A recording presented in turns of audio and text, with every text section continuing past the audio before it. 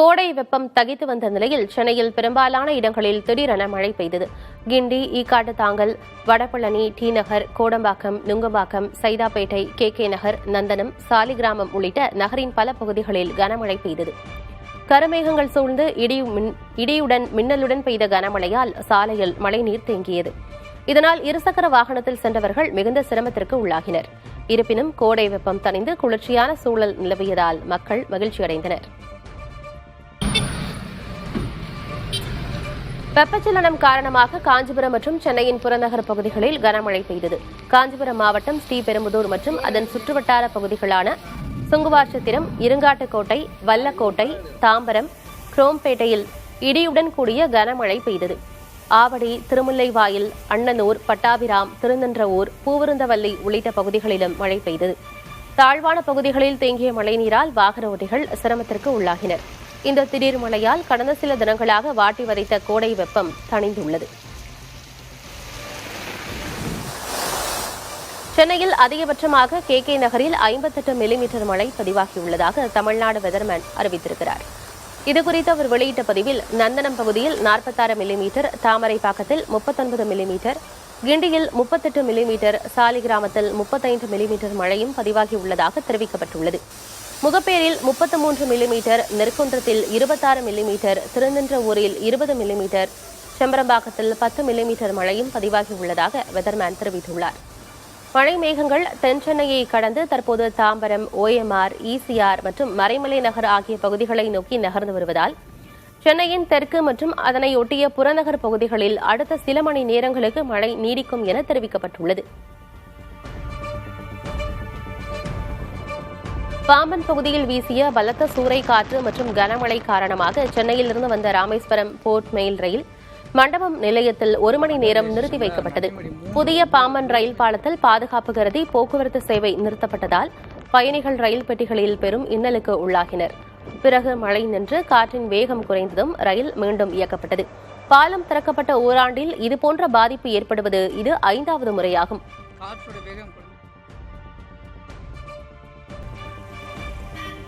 சென்னை அம்பத்தூரில் சாலையோரம் தேங்கிய மழைநீரால் வாகன ஓட்டிகள் பெரும் சிரமத்திற்கு ஆளாகினர்.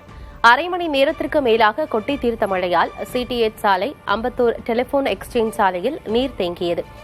இதனால் சாலையில் வாகனங்கள் ஊர்ந்து செல்ல வேண்டிய நிலை ஏற்பட்டது. மதுரவாயில் பகுதியில் பலத்த காற்றுடன் பெய்த கனமழையால் நெற்குன்றம், கோவர்தன் நகர் 8வது தெருவில் உயரழுத்த மின்கம்பி அறுந்து சாலையில் விழுந்தது. இதனால் அதிர்ச்சியடைந்த அப்பகுதி மக்கள் அவ்வழியாக யாரும் செல்லாமல் இருக்க இருசக்கர வாகனங்களால் சாலையை அடைத்தனர்.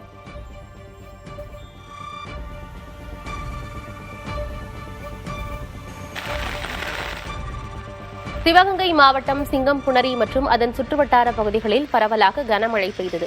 கடந்த சில மாதங்களாக மழை இல்லாமல் கடுமையான வெப்பம் நிலவி வந்த நிலையில் சிங்கம்புணரி, பிரான்மலை, மருதிப்பட்டி, தெக்கூர், நெற்குப்பை உள்ளிட்ட பகுதிகளில் மிதமான மழை பெய்தது.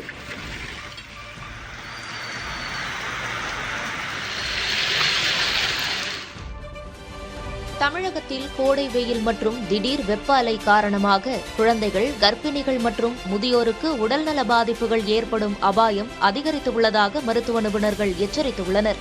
கடந்த ஆண்டில் வெப்ப காற்றால் 46 விழுக்காட்டினர் நீரிழப்பு மற்றும் வெப்பவாத பாதிப்புக்கு உள்ளாகினர்.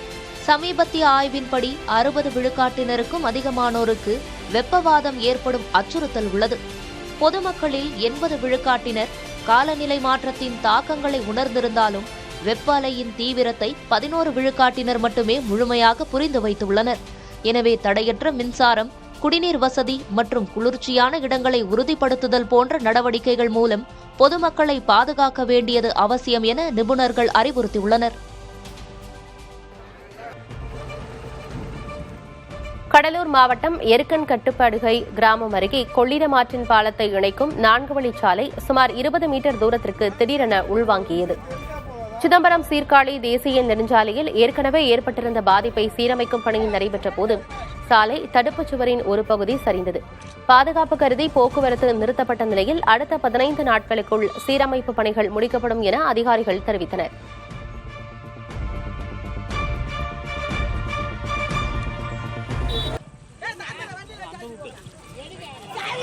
கள்ளக்குறிச்சி மாவட்டம் கச்சிராபாளையம் அருகே மின்னல் தாக்கியதில் மாடு மேய்த்துக் கொண்டிருந்த பெண் ஒருவர் பரிதாபமாக உயிரிழந்தார்.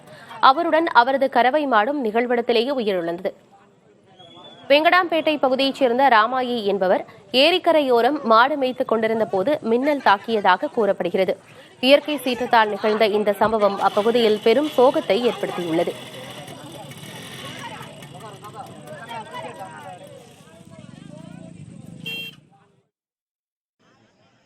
விளாத்திக்குளம் மாணவி கொலை விவகாரத்தில் கைது செய்யப்பட்ட தர்ம முனீஸ்வரனுக்கு மூதாட்டி கொலை வழக்கில் வழங்கப்பட்ட இடைக்கால பிணையை ரத்து செய்து மதுரை அமர்வு உத்தரவிட்டுள்ளது.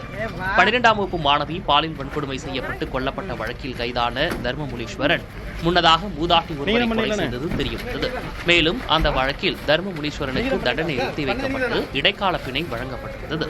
இதனை எதிர்த்து தாக்கல் செய்யப்பட்ட மனுவை விசாரித்த நீதிபதிகள் ஆனந்த் வெங்கடேஷ், கே ராமகிருஷ்ணன் அமர்வு தர்ம முனீஸ்வரனுக்கு மூதாட்டி கொலை வழக்கில் வழங்கப்பட்ட தண்டனை நிறுத்தம் மற்றும் இடைக்கால பிணையை ரத்து செய்து உத்தரவிட்டனர்.